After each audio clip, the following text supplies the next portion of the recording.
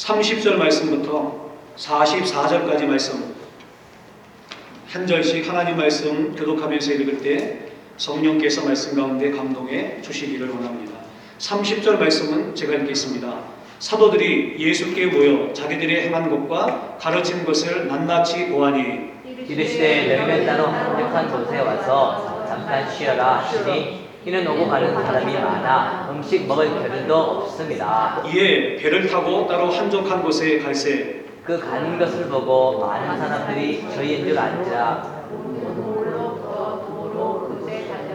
저희보다 먼저 갔더라. 예수께서 나오사 큰 무리를 보시고 그 목자 없는 양 같음을 인하여 불쌍히 여기사 이에 여러 가지로 가르치시더라. 때가 저물어가매 제자들이 예수께 나와 여짜오되 이곳은 빈들이요 때도 저물어 가니 무리를 보내어 두루 촌과 마을로 가서 무엇을 사 먹게 하옵소서. 대답하여 가라사대 너희가 먹을 것을 주라 하시니 여짜오되 우리가 가서 200데나리온의 떡을 사다 먹이리이까. 이르시되 너희에게 떡 몇 개가 있느냐 가서 보라 하시니 알아보고 가로되 떡 5개와 물고기 2마리가 있더이다 하거늘 제자들을 명하사 그 모든 사람으로 때를 지어 푸른 잔디 위에 앉게 하시니 때로 혹 100씩 혹 50씩 앉은지라. 예수께서 떡 5개와 물고기 2마리를 가지사 하늘로 오르러 축사하시고 떡을 떼어 제자들에게 주어 사람들 앞에 놓게 하시고 또 물고기 2마리도 모든 사람에게 나누어 주시매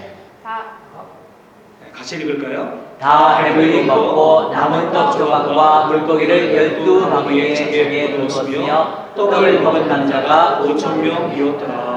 아멘. 우리 잠시 기도하겠습니다. 존귀하신 주님, 2004년도를 축복과 은혜와 기회와 선물로 허락하셔서 이렇게 첫 주일 예배를 주 앞에 드리게 하심을 감사합니다. 마음을 다하며 뜻을 다하며 온 정성을 다하는 예배, 하늘의 문을 여는 예배가 되게 도와주시고 하나님이 기뻐 찾으시는 예배로 드려지게 하여 주시옵소서. 예배를 통하여 우리 가운데 찾아오시는 하나님의 실체를 만나는 복된 시간 되게 하시고 말씀 가운데 성령님 감동하시고 저희를 깨우치시고 가르쳐 주옵소서. 생명의 열매를 풍성히 맺는 저희 모두가 되게 하여 주옵소서. 예수님의 이름으로 감사하며 기도드리옵나이다. 아멘. 할렐루야. 아멘. 살아계신 하나님께서 오늘도 우리에게 크신 은혜와 축복으로 함께 주실 줄로 믿습니다. 아멘. 어느 시골 교회에 인원이 한 14명 정도밖에 되지 않는 그러한 가정 같은 그 조그만 교회에 이제 각 신학교를 마치고 전도사로 부임한 그 젊은 교육자가 있었습니다. 첫 주일 설교를 하려고 하니까 얼마나 긴장도 되고 나름 준비를 많이 했겠습니까? 처음으로 대면해서 처음으로 설교하는 게 본인에게도 긴장이 되고 또 기대가 되어지고 교인들에게도 설교 말씀이 어떤 말씀인가 그리고 어떤 분인가 뭐 여러 가지로 복합적인 궁금증이 있었는데 첫 만남을 이제 그 예배를 통해서 하게 되었습니다. 강대상에 올라가가지고 밑에 있는 교인들을 쳐다보는데 교인들이 똘망똘망하게 눈을 뜨고 그 전사님이 어떤 분인가 또 어떤 말씀하시나 그렇게 기대에 찬 그 모습으로 쳐다보고 있었습니다. 특별히 앞에 보니까 연세가 지긋지긋신 그 장로님이 앉아 계셨는데 그 장로님 얼굴 보니까 갑자기 먹먹해지면서 머리가 허해지는 거예요. 자기가 분명히 설교를 잘 준비하고 꼼꼼하게 그렇게 준비해 왔는데 설교의 내용이 잘 보이지도 않고 첫 마디를 무슨 얘기를 해야 될지도 모를 정도로 그렇게 머리가 백지처럼 씌워지게 되었습니다. 설교는 근데 해야 되기 때문에 설교의 본문이 뭐냐면은 우리가 오늘 읽었던 이 본문이었습니다. 그 유명한 오병이어의 기적이었단 말이죠. 근데 떡 5개로 5,000명을 먹였다. 설교 내용 아닙니까? 그렇게 설교를 해야 되는데 너무나 당황한 나머지 이렇게 얘기를 해버렸습니다. 떡 5,000개로 5명을 먹였습니다. 교인들이 그 얘기 듣고 여러분처럼 웃는 거예요. 근데 정작 더 황당한 건 본인은 모른다는 거예요. 본인은 사람들이 왜 웃는지 야, 내가 지금 뭔가 얘기를 했는데 그게 웃긴 얘기였나 보지 라고만 생각되어졌지, 자기가 뭘 실수해가지고 잘못해가지고 교인들이 웃는가를 잘 알 수가 없었다는 것입니다. 그래도 어떻게 해요? 그냥 주섬섬 이렇게 설교를 하긴 했는데, 앞에 있는 장로님이 계시면서 가만히 계시면 되는데 한마디 이렇게 들릴 듯 말 듯 던지시는 겁니다. 뭐냐면은, 그런 기적이라면 나도 하겠네. 그렇게 얘기를 하는 거예요. 그 얘기 들으니까 너무나 더 황당스러운 겁니다. 여러분, 안 그러겠습니까? 보리떡 5개하고 물고기 2마리를 가지고 남자 장정만 5,000명 먹였다. 기적이지요. 근데 떡 5,000개를 가지고 5명을 먹였다. 이거는 뭐 기적도 아니지요. 상식도 이런 상식은 없는 거지요. 그렇게 어떻게 설교 시간이 지나가지 모르게 설교를 막 바쁘게 끝냈습니다. 끝내고 난 다음에 집에 돌아오는 길에 설교를 곰곰하게 생각해 봤습니다. 그때 왜 교인들이 웃었을까? 웃을 대목이 아니었는데 왜 그랬을까? 왜 그랬을까? 생각을 하면서 집에 와가지고 다시 한번 원고를 펼쳐보았습니다. 근데 펼쳐보면서 깨달은 거예요. 자기가 말 실수했다는 거. 그 얼굴이 막 후끈후끈거리고, 야, 처음 설교 내가 이렇게 죽서도 되겠는가? 이런 생각이 들면서 내가 교인들이 이제 어떻게 보지? 이런 걱정이 또 앞서기 시작한 겁니다. 어떻게 해야 되나? 이 정리도 좀 해야 되는데 뾰족하게 지혜가 생각이 나지 않는 거예요. 그래서 곰곰이 일주일 지름에 생각하다가, 에이, 내가 잘못한 거니까 그냥 사과해야지. 그렇게 생각을 하고 그 다음 주일 강단에 섰습니다. 그리고 이렇게 얘기를 했습니다. 대단히 죄송합니다. 지난 주일날 제가 너무나 당황해가지고 큰 실수를 했습니다. 여러분도 아시는 것처럼 본문의 말씀은 그게 아니고 떡 5개로 5,000명을 먹이신 거였습니다. 여러분, 이 얼마나 놀라운 기적입니까? 하나님만이 할 수 있는 기적이며 예수 그리스도만이 할 수 있는 기적 아니겠습니까? 그렇게 얘기를 했습니다. 그러니까 교인들이 진솔한 그 전천사님의 이야기를 들으면서, 그러면서 나름 큰 은혜를 받고 그렇게 설교 시간이 이제 지나가게 되었습니다. 근데 설교 마무리 즈음에 장로님이 자꾸 걸리는 거예요. 그래서 이번에 장로님에게 이렇게 물어봤습니다. 장로님, 이번에는 장로님도 어떻게 할 수가 없겠죠? 라고 물어봤습니다. 그러니까 장로님이 뭐라고 말하냐면은, 아니라고. 그래도 나는 할 수 있겠다고. 그래서 어떻게 하겠냐고 물어봤습니다. 그러니까 장로님이 얘기하기를, 지난주에 먹고 남은 거로 갖고 하면 된다고 그렇게 얘기를 하더랍니다. 지난주에 먹고 남은 거 가지고 사람들을 먹이면 된다, 그런 이야기죠. 우리가 너무나 잘 알고 있고, 그리고 주일학교나 혹은 또 교회를 조금만 다니셔서도 이 내용은 머릿속에 쉽게 연상되어지고 그 내용을 쉽게 이해할 수 있는 설교의 본문인 줄 압니다. 근데 오늘 2014년도를 시작하면서 이 본문의 말씀을 통해서 하나님이 2014년의 문을 열면서 우리 가운데 주시는, 엄밀하게는 목회자인 저에게 주시고, 그리고 이 자리에 앉아 계신 여러분들을 향해서 하나님이 주시는 이 축복의 메시지를 통해서 하나님의 음성을 듣고 하나님의 계획을 발견하고 우리가 하나님 앞에 어떻게 결단해야 할지를 다짐할 수 있는 그러한 시간이 되었으면 좋겠습니다. 지난 2005년도 11월 달에 95세의 일기로 세상을 떠난 세계적으로 유명했던 한 분이 있었습니다. 그분은 바로 현대 경영학의 아버지라고 불리던 피터 드래커라고 하는 사람이었습니다. 경영학에 대한 책을 많이 저술했던 유명한 사람이었습니다. 근데 이 사람은 경영학을 이렇게 정의했습니다. 인간을 잘 살게 만드는 학문이다 라고 말합니다. 인간을 잘 살게 만드는 학문이 경영학이다, 그렇게 얘기를 했습니다. 그래서 그의 연구의 대상은요, 효율성보다는 사람 자체에 초점을 맞춰가지고 그렇게 연구에 나갔던 것을 볼 수가 있었습니다. 어떻게 해야 경제를 살릴 수 있는가? 이게 모든 사람들의 관심 아니겠습니까? 사회를 시작하면 사람들의 화두가 이거 아니겠습니까? 올 2014년도에는 경제가 좀 나아지려나? 경제가 좀 회복되려고 하는가? 그게 사람들의 관심 아니겠습니까? 경제 속도가 어떻게 되겠는가? 경제 가속의 비결은 과연 뭔가? 이런 거에 사람들은 관심을 갖는데 이분은 사람을 생각한 겁니다. 거기에 문제가 있다고 생각을 했고요. 그래서 이분이 새롭게 사람들에게 했던 내용이 뭐냐면은 혁신 혹은 자기관리, 그 다음에 기업가 정신, 뭐 이런 것들을 갖다가 창안해가지고 사람들에게 많은 감명을 주었다고 하는 겁니다. 근데 이분이 했던 말 중에서 기존에는 리더를 얘기할 때 카리스마를 얘기를 했거든요. 근데 이번은 그 리더의 카리스마, 참 지도자상이 과연 무엇인가를 세 가지로 얘기했습니다. 첫째는요, 카리스마가 아닌 근면과 헌신으로 이루어진 것이 참 지도자다, 이렇게 얘기를 했습니다. 그러니까 뭐 경제적인 카리스마 혹은 우리가 정치적인 카리스마가 있다, 뭐 지식적인 카리스마가 있다, 이렇게 얘기하는데 참 지도자는 그런 사람이 아니라고 하는 겁니다. 근면과 헌신을 가지고 자기의 삶 가운데 최선을 다하는 자만이 참된 지도자가 될 수 있다, 이렇게 얘기를 했습니다.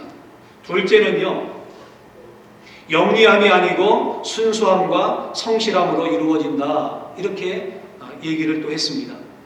여러분, 요즘 똑똑한 사람들이 얼마나 많이 있는지 모릅니다. 머리를 쓰거나 거짓말을 하는데 아주 선수가 돼가지고 요리들이 잘 피해 다니면서 나름 그 배웠던 지식과 그리고 학문을 갖다가 선한 데 사용하지 아니하고 나쁜 도구로 자기가 배웠던 것을 악용하는 그런 사례들이 얼마나 많이 있는지 모릅니다. 그래서 뭐 미국은 아니라고 생각되어지지만은 한국에서 한때 그런 얘기가 유행했던 적이 있습니다. 사기치는 사람들을 보면은요, 머리 나쁜 사람들 없습니다. 그렇지요. 남 등쳐먹는 사람들을 보면은요, 절대로 머리 나쁜 사람은 그렇게 못합니다. 대개 사기치거나 혹은 또 다른 사람에게 경제적으로 피해를 많이 끼치거나 뭐 이런 사람들을 보면은 다 어떻습니까?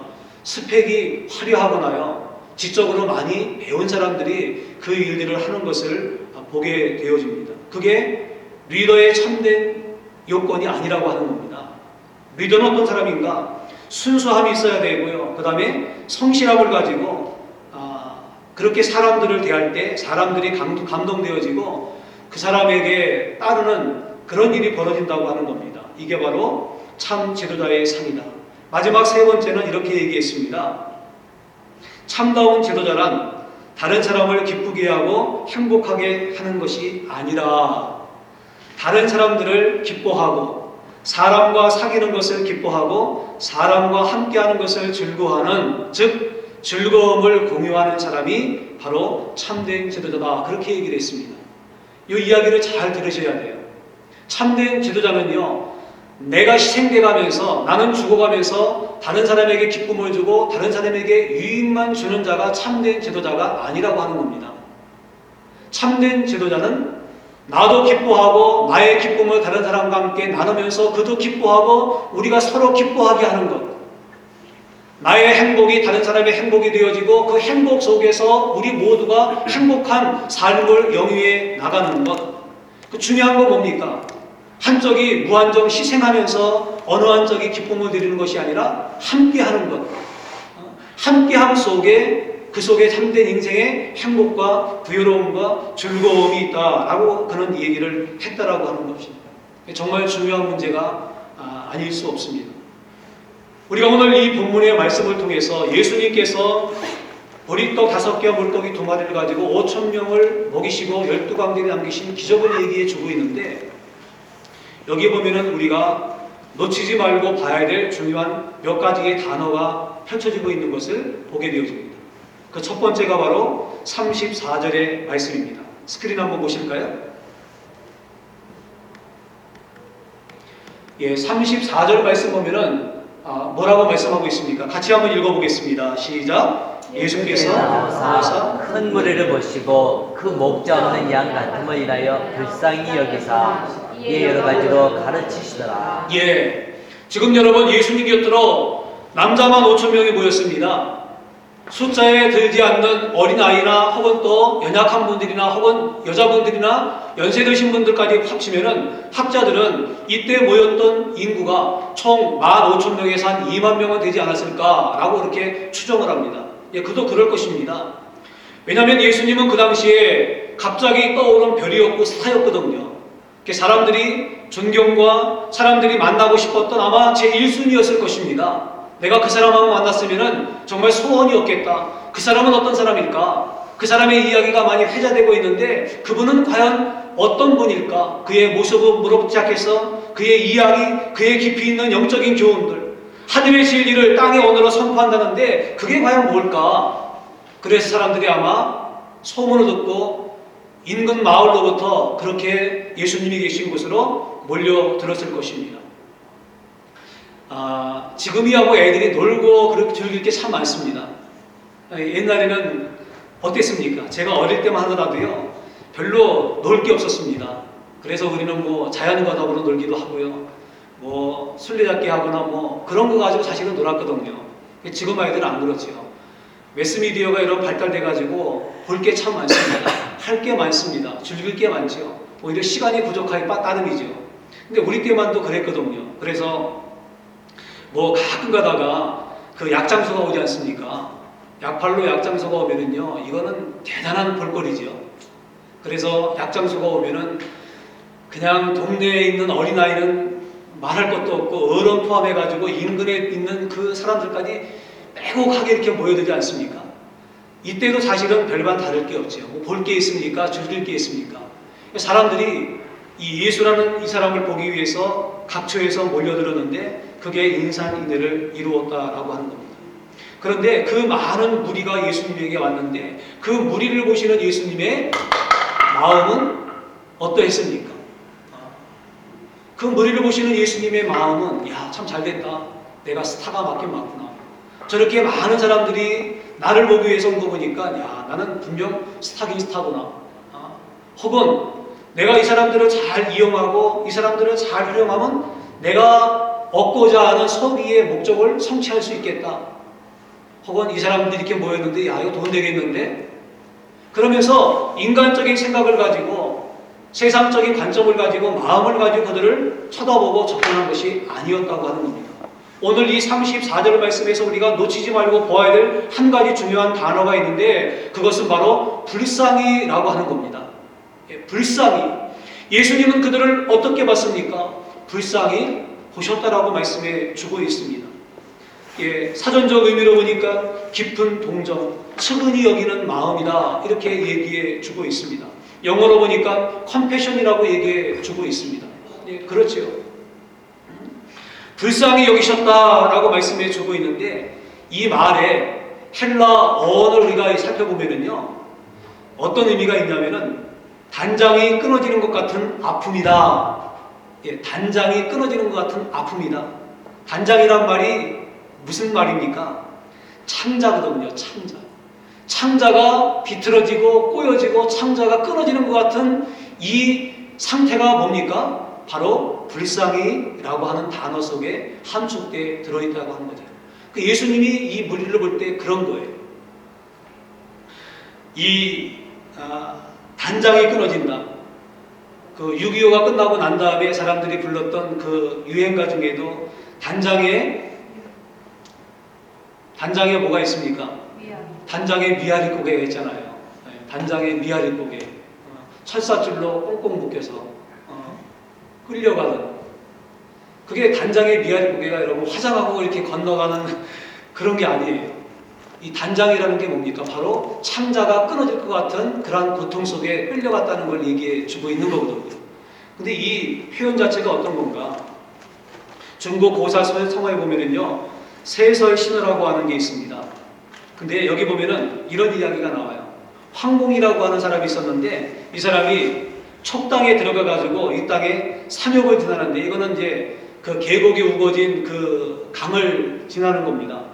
그렇게 계곡이 우거진 그 강을 막 이렇게 배를 타고 하는데 보니까 원숭이 떼들이 있는 거예요. 그래서 부하 중에 한 사람이 내려가지고 그 원숭이 떼 중에서 조그만 놈을 하나 이렇게 부둥켜 안고 배로 올라왔습니다. 그러니까 무리 중에서 한 마리 원숭이가 이 배가 움직이니까 계속 그 계곡을 따라 내려오는 겁니다. 그래서 막 괴성을 지르면서 막 그냥 고함을 지르면서 막 이렇게 막 슬피 부르짖으면서 그렇게 따라왔는데 약 100여리쯤 그렇게 따라오더라는 겁니다. 여러분 100여리면 얼만큼 그 먼 거리입니까? 근데 한 번도 쉬지 않고 그 배에 탄 자기 새끼죠. 그 새끼를 향해서 슬피 울며 부르짖으면서 막 고함을 지르면서 괴성을 지르면서 있는 힘을 다해가지고 막 그렇게 부르짖더라는 겁니다. 그러더니 마침내 배가 한 곳에 서니까 지금까지 따라왔던 이 원숭이가 배에 이렇게 탄 거예요. 다 타고 난 다음에 너무나 기진맥진하고 힘이 다해가지고 그냥 죽어버린 겁니다. 그래서 이렇게 괴성을 지른 이 원숭이의 속은 과연 어떨까라고 하는 궁금한 마음이 들어가지고 그 원숭이의 배를 한번 갈랐다 그럽니다. 그런데 갈라서 보니까요, 창자가 마디마디 정말로 거짓말하지 않고 창자가 끊어져 있더랍니다. 창자가 꼬여 있고요, 또 창자가 이게 꼬인 상태가 오래되어가지고 창자가 끊어진 그러한 상태로 있더라라고 하는 겁니다. 새끼를 잃은 어미 원숭이의 애달픈 이 마음을 우리가 이해를 할 수가 있는 거지요. 주님의 마음이 바로 그랬다는 겁니다. 지금 여러분 마음이 둘 곳이 없는 사람들입니다. 환영해 주지 않는 무리들, 어디 가도 자기의 도움을 청할 수 없는 그 무리들, 경제적이든지 정치적이든지 혹은 뒤에 뭐 백그라운드가 있거나 자기 집으로 돌아간다 하더라도 풍족함과 여유로움과 풍성함이 있는 그것이 아니라 오늘 지나면 내일은 무엇을 먹고 살아야 되는가, 내일 하루는 또 어떤 희망을 갖고 살아야 되는가, 이렇게 인생의 무거운 짐을 안고 사는 사람들, 그 무리가 오늘 예수님께로 왔다라고 하는 겁니다. 그 모습 보면서 예수님이 어떻게 생각을 했습니까? 목자 없는 양이 방황하며 유리하는 것 같은 그들의 모습을 보았다는 거지. 여러분, 양에 대해서 목자는 생명과 같은 존재 아니겠습니까? 근데 목자가 없어가지고 양들이 이리저리 제갈길로 흩어지면서 그렇게 헤매는 모습을 이 무리를 통해서 예수님이 보았다라고 하는 겁니다. 그래서 오병이어의 기적은 그렇게 시작된 거예요. 그 청중들을 보면서 창자가 꼬이고 창자가 끊어지는 것 같은 이 애달픔과 그리고 안쓰러움과 그리고 사랑의 마음을 가진 이 예수님의 마음으로부터 보리떡 5개와 물고기 2마리를 가지고 5,000명을 먹이고 12광길이 남는 이 놀라운 기적이 일어나게 되었다라고 하는 것입니다. 그렇습니다. 여러분, 위대한 역사 배후에 보면은요, 이 긍휼히 여기는 마음, 불쌍히 여기는 마음, 사랑의 마음이 그 출발이었던 것을 우리 가운데 가르쳐 주고 있습니다. 보스턴의 한 보호소에 앤이라고 하는 소녀가 그 동생과 함께 들어왔습니다. 너무나 딱한 사정을 안고 이 보호소에 들어올 수밖에 없는 그러한 아이들이었습니다. 앤의 엄마는요 죽었고 아빠는 알코올 중독자로 폐인이 되다시피 해버렸습니다. 동생과 둘이 이제 보호소에 들어왔는데 무슨 이유인지 모르게 이 동생이 시름시름 앓다가 세상을 떠나버린 겁니다. 그러니 이 어린 날에 받았을 충격이 얼마나 컸겠습니까?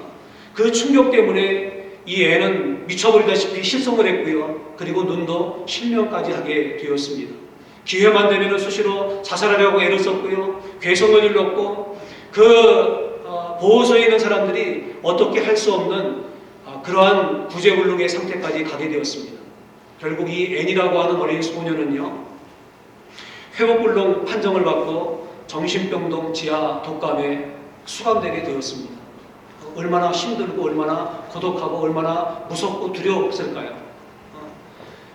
근데 누구 하나 의학적인 힘을 가지고 도움을 주거나 혹은 치료하려고 그렇게 하지를 못하는 거예요. 워낙 거세게 반발하고 워낙 상태가 안 좋으니까.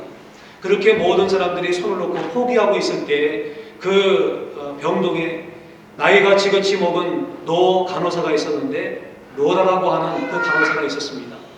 근데 이 로라가 누구도 선뜻 나서서 해보겠다고 얘기하지 않는 그 상황에 내가 한번 해보겠다고 그런 거예요. 그래서 내려가가지고 이 앤을 만나보았습니다. 근데 마음 가운데 자기의 손녀뻘 되는 그 아이인데 상태가 너무나 안 좋고 그러니까 이 마음이 정말로 이 불쌍히 여기는 마음 그대로입니다. 너무나 안쓰러워가지고 자기의 창자가 꼬이는 것 같은 그런 아픔과 고통과 슬픔이 자기의 마음 가운데 그대로 몰려들어온 거예요.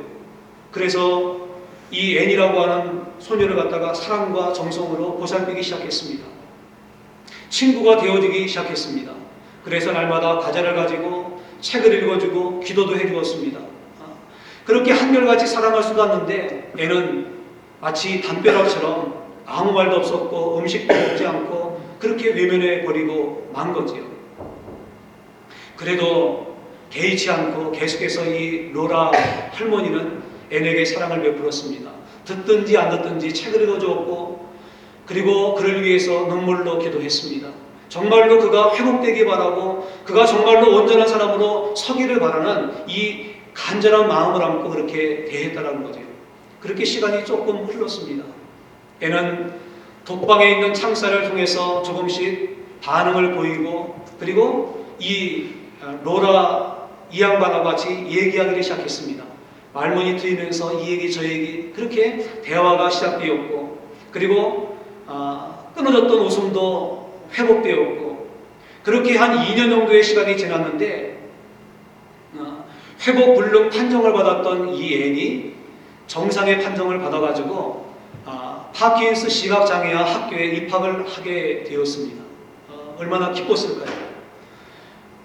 그렇게 교육을 받는 과정 가운데 로라가 세상을 떠나는 시련이 이 앤에게 찾아왔습니다. 근데 로라가 자기에게 심어주었던 희망과 그리고 용기와 하나님에 대한 믿음에 대한 그 이야기를 마음에 간직하면서 그 어려움들을 이겨내기 시작했습니다. 그리고 나서 최우등생으로 학교를 졸업하고 한 신문사의 도움을 받아가지고 이 개안 수술에도 성공을 해서 세상을 볼 수 있게 되었습니다. 수술하고 난 다음에 밝은 눈으로 세상을 바라보고 얼마나 행복했을까요? 그런데 어느 날 자기 앞에 펼쳐진 신문을 보면서 이런 기사를 접하게 됩니다. 보지 못하고 듣지 못하고 말하지 못하는 아이를 돌볼 사람 구함. 근데 이 광고 문안이 자기의 마음 가운데 그대로 꽂혀버린 겁니다.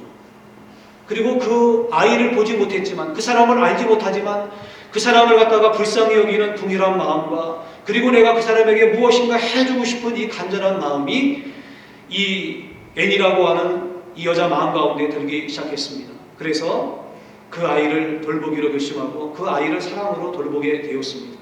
근데 놀라운 사실은 보지도 못하고 듣지도 못하고 말하지 못해서 세상을 포기했던 이 어린 소녀, 그 아이를 20세기의 대기적의 주인공으로 키워냈다라고 하는 겁니다.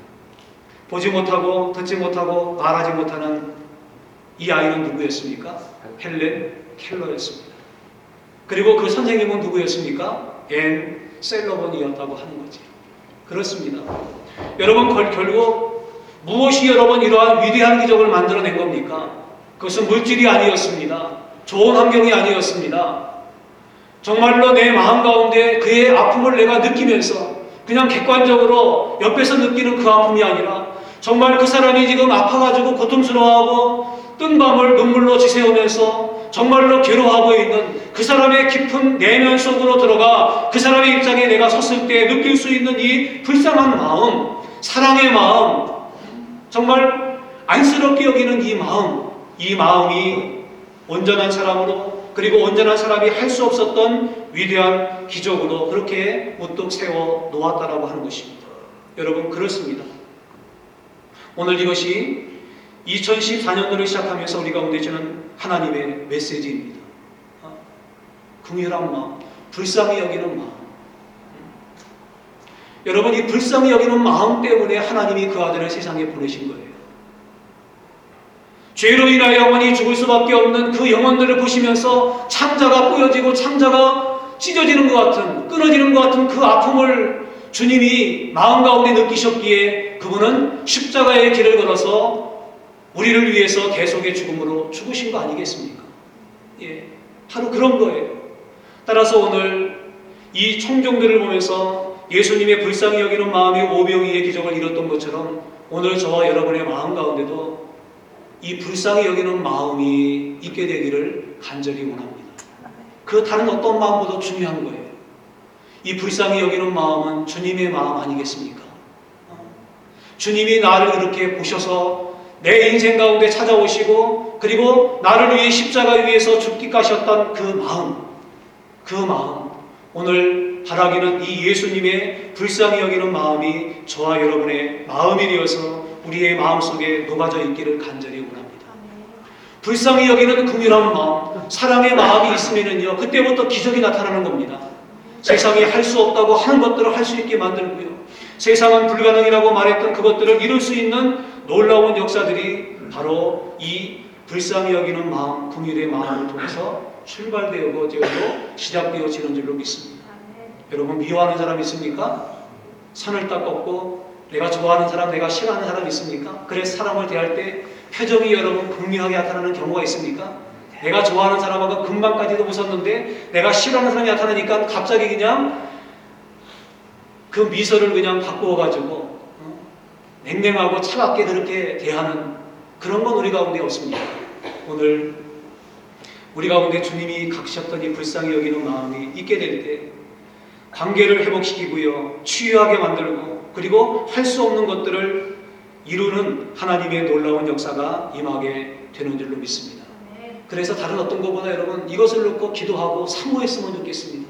주님, 내 마음 가운데 주님께서 그 청중들, 그 찾아온 사람들을 대할 때 불쌍히 여기는 마음이 있었던 것처럼 오늘 내 마음 가운데도 주님의 마음 있게 해 주옵소서. 불쌍히 여기는 마음으로 내 가족들을 대하게 하시고, 이웃들을 대하게 하시고, 내가 미워할 수 없는, 사랑할 수 없는 그 사람들을 대하게 하시고, 그리고 내가 미워하는 그 사람을 향해서 이 긍휼히 여기는 불쌍한 마음이 있게 하여 주옵소서. 이렇게 하나님의 도우심을 구하고 불쌍히 여기는 긍휼의 마음으로 충만해지기를 간절히 원합니다. 또 한 가지, 이 본문의 말씀을 보면은 예수님께서 제자들에게 이렇게 말씀을 하십니다. 너희가 먹을 것을 주어라. 이 말은 너희가 저 사람들의 필요를 채워주고 책임져라 라고 하는 의미도 담겨 있습니다. 그때 제자들이 뭐라고 말합니까? 아유 주님, 보십시오. 사람들이 이렇게 무척 많고요. 이 사람들 다 먹이려면 돈으로는 200데나리온 정도가 들어가고요.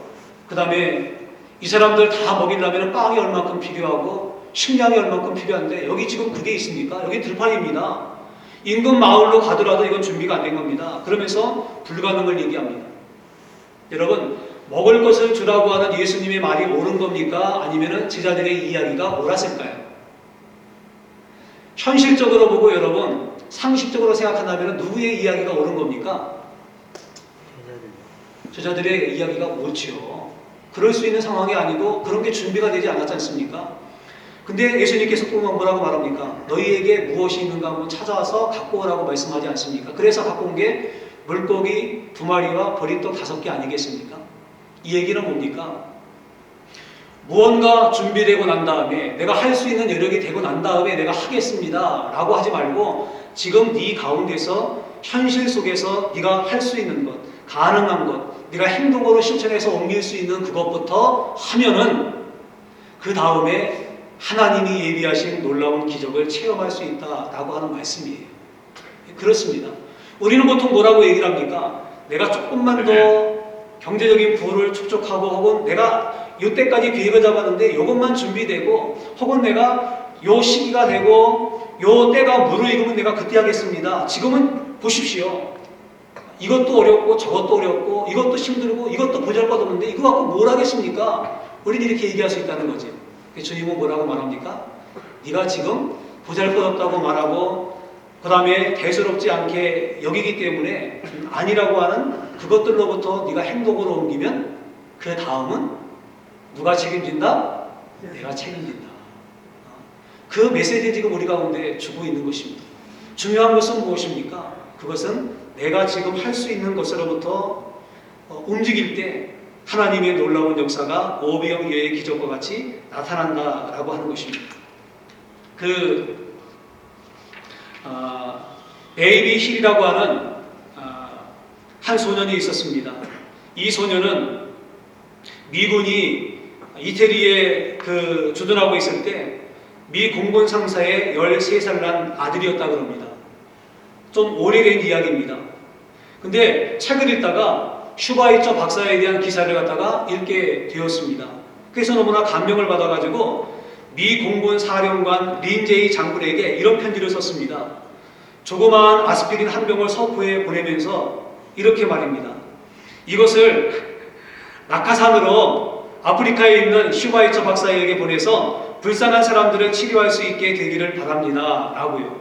얼마나 황당한 얘기입니까? 그 아스피린 여러분 한 통 아프리카에 던져주기 위해서 비행기를 보낸다는 게 이게 불가능한 이야기잖아요.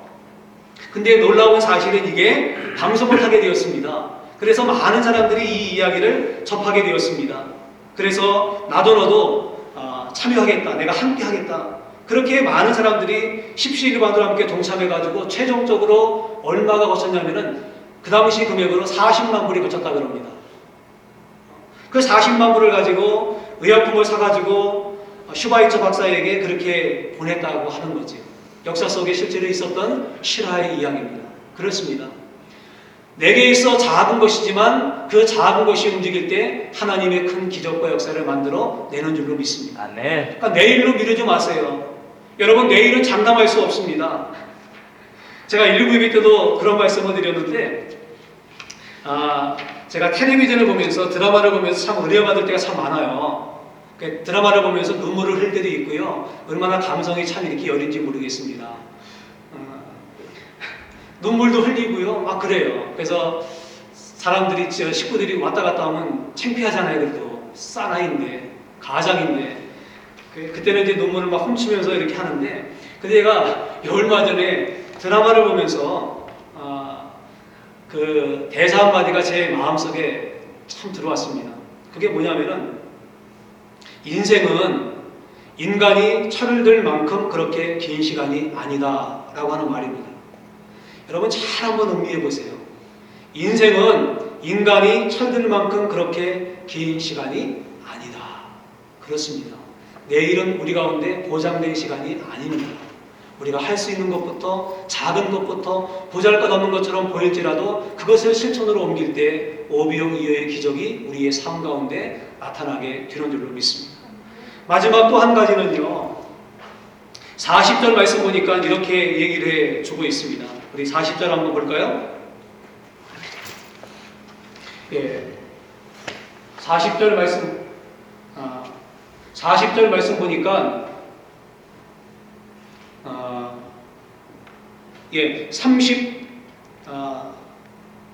40절, 41절 말씀 보겠습니다. 40절, 41절 말씀 같이 읽어보겠습니다. 시작. 때로 백식고 50씩 앉은지라 예수께서 떡 5개와 물고기 2마리를 가지사 하늘로 불어 축사하시고 떡을 떼어 제자들에게 주어 사람들 앞에 놓게 하시고 또 물고기 2마리도 모든 사람에게 나눠 주시매. 예, 여기 보니까 우리가 주목해야 할 또 다른 단어가 하나 발견되는 것을 볼 수 있습니다. 그것은 바로 떡을 떼어라고 하는 단어입니다. 예, 여기 떡을 떼어라고 하는 단어가 참 중요하게 나오는데, 떼어라고 하는 헬라어 단어는요, 이런 어휘를 갖고 있다 그럽니다.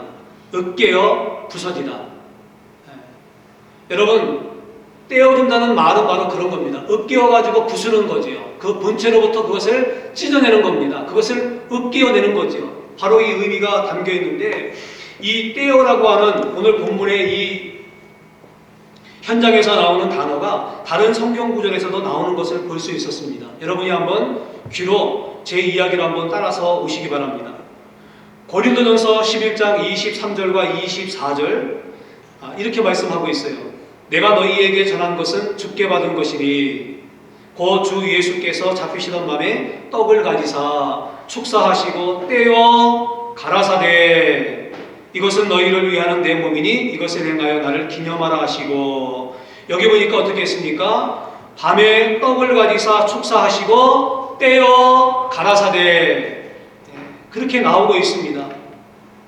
성만찬에 관한 이 말씀을 해주고 있는데 왜 떡을 떼어줬을까요? 그 이유가 있습니다. 이것은 장차 목자 없는 양과 같이 유리방황하는 이 백성들에게 자신의 몸을 십자가에 걸어 찢어서 피를 흘려서 우리를 구원하실 예수 그리스도의 십자가의 죽음을 이 오병이어의 기적을 통해서 예수님이 우리 가운데 보여주고 있더라라고 하는 것입니다. 이 떡은 뭡니까? 예수님의 몸을 상징하는 겁니다.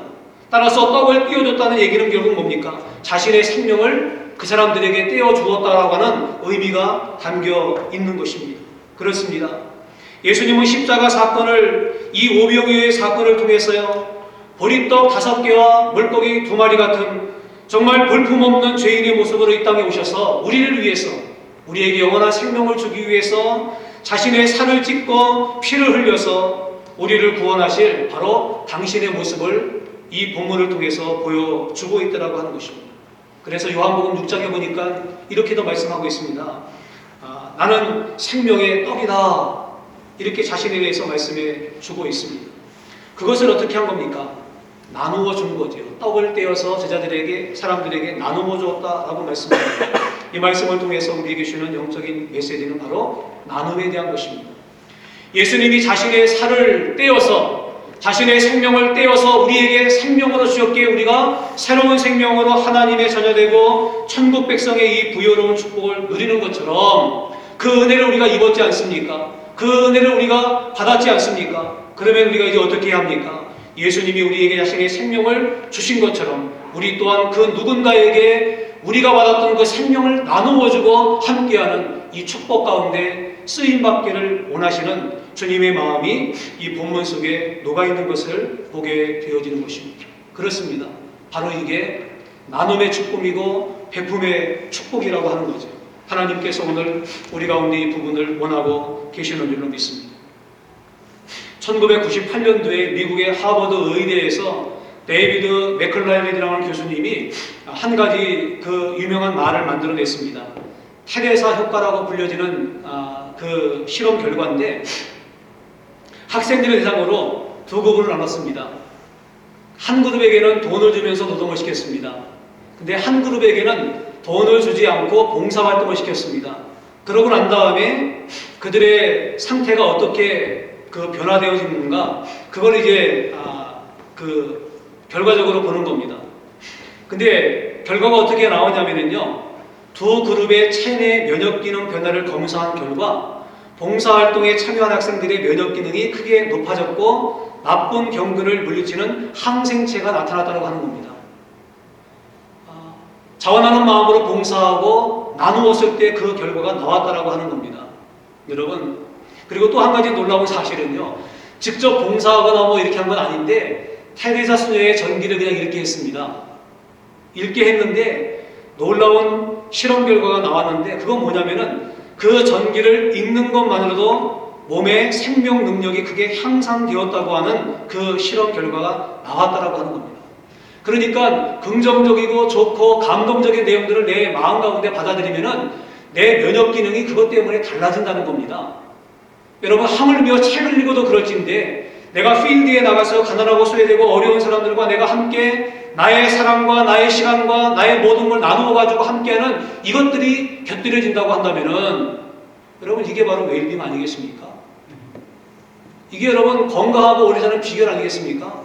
그래서 통계적으로 나와 있어요. 이렇게 봉사활동을 한 사람들의 그 수명이 대체로 어떤가?